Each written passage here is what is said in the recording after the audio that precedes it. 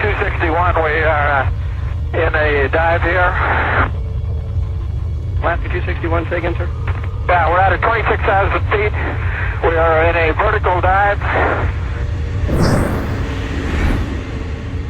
विमान आसमान से गिर रहा है। दोनों पायलट पूरी ताकत से कंट्रोल कॉलम को खींचने की कोशिश कर रहे हैं ताकि विमान को सीधा किया जा सके, क्योंकि यह तेजी से ऊंचाई हो रहा है। केबिन में चीखें गूंज रही हैं क्योंकि विमान नीचे की ओर गोता लगा रहा है। यात्रियों को जबरदस्त जी फोर्स का सामना करना पड़ रहा है और ढीली चीजें ऊपर की ओर उड़कर छत से टकरा रही हैं। लगभग 7 फीट की ऊंचाई सिर्फ 80 सेकंड में खोने के बाद पायलट किसी तरह विमान को स्थिर करने में कामयाब होते हैं और इसे लगभग 24 फीट की ऊंचाई पर ले जाते हैं।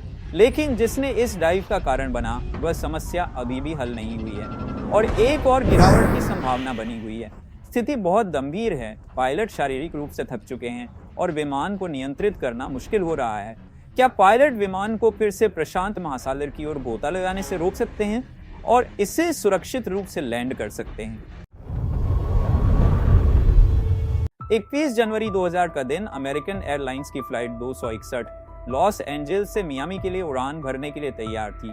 विमान में 83 यात्री और 5 क्रू मेंबर सवार थे, यानी कुल 88 लोग। विमान ने तय समय पर उड़ान भरी और सब कुछ सामान्य लग रहा, लेकिन यह सामान्यता केवल एक दिखावा था, क्योंकि जल्द ही कुछ ऐसा होने वाला था जिसे कोई नहीं रोक सकता था। विमान जब अपनी यात्रा के बीच में था, लगभग 31 फीट की ऊंचाई पर, तभी पायलट्स ने एक अजीब सी आवाज सुनी। यह आवाज कुछ टूटने की तरह थी, लेकिन विमान का कोई भी चेतावनी सिस्टम सक्रिय नहीं हुआ।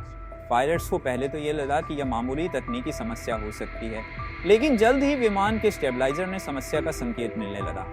स्टेबलाइजर विमान का वह हिस्सा होता है जो उसे उड़ान के दौरान स्थिर और संतुलित रखता है। अगर ये हिस्सा ठीक से काम न करे तो विमान असंतुलित हो सकता है, जो कि एक बड़ी समस्या है। पायलट्स ने तुरंत नियंत्रण कक्ष से संपर्क किया और स्थिति की गंभीरता को समझते हुए एक्शन लेने का फैसला किया। जैसे ही पायलट्स ने स्टेबलाइजर की समस्या को सुधारने की कोशिश की, उन्हें एक और चौंकाने वाली चीज का सामना करना पड़ा। विमान के सजेशन कंट्रोल सिस्टम में भी गड़बड़ी थी। यह सिस्टम स्टेबलाइजर को नियंत्रित करता है और उसे सही दिशा में रखता है। इस सिस्टम की खराबी का मतलब था कि पायलट्स के पास विमान को संतुलन में रखने के बहुत कम विकल्प बचे थे। इस समय विमान 31,000 फीट की ऊंचाई पर था और हर पल महत्वपूर्ण था। पायलट्स ने हर संभव प्रयास किया, लेकिन जैसे जैसे समय बीतता गया, स्थिति और भी खराब होती चली गई। विमान में अचानक झटके लगने लगे, जिससे यात्रियों में अफरा तफरी मच गई। विमान का संतुलन बिगड़ने लगा और पायलट्स के सामने एक मुश्किल स्थिति आ गई। वे ना तो विमान को नीचे उतार पा रहे थे और न ही उसे स्थिर रख पा रहे थे। अब तक पायलट्स को समझ में आ गया था कि हालात तेजी से उनके हाथ से निकलते जा रहे हैं। उन्होंने अपने अनुभव और प्रशिक्षण का सहारा लेते हुए एक आखिरी कोशिश की।